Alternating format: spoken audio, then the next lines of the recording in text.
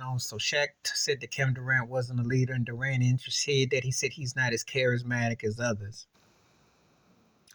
And Shaq was right. And people are trying to find ways to soften the blow for Durant because he's a great talent, great player, but he just ain't that dude like that leader. Steph Curry's a leader. Dwayne Wade was a leader. LeBron had to go there to follow it out.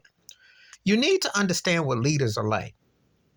Shaq was a leader. Kobe was a leader. Paul Pierce was a leader. Larry Bird was a leader. Magic was a leader. Kareem was a leader. You can have two leaders on two teams.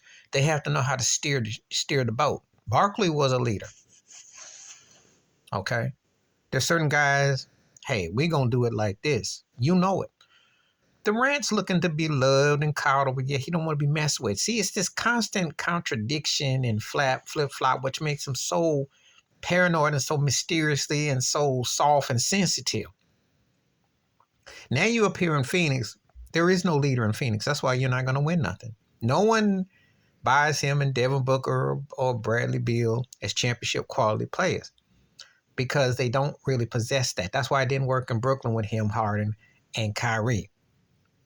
When you have a leader, you know it. We don't have to. And let me tell you this. When Shaq says that, you can almost think that was across the room pimp slap to LeBron James saying, you really ain't a leader either. Think about it. Because he likes to front run and load up with teams.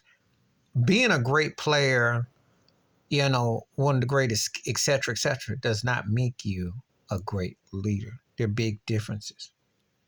Michael Jordan led by example. I can name you guys who led. You know they had a certain presence. Doesn't always mean you're the best player on the team. Doesn't always mean. Now, if you're in the NFL and you're a football team, your quarterback has to be the leader to win.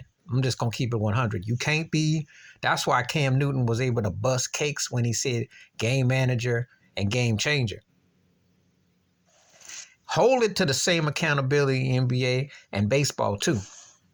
If you're the man, you're the man. Jeter was the man on the Yankees. You had no doubts about who was running things. Barry Bonds was the man on his team. You knew who was running the things.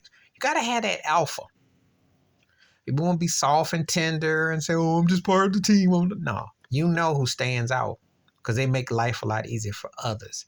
If I don't make life easier for you, I'm not leading. So Durant is always talking about, well, he's not there. Well, then admit that you are the second to the next. You might have the more talent skill set, but you're not the dude. Well, then that's a problem. That's problematic. Therefore, now before somebody comes at me and says, well, Moses Malone joined up with Dr. Jackson. Well, first of all, they didn't win. They did need a great center. They did win together, but they didn't. They both were alphas because they both could hold their own. This is completely different here with Durant. Completely different.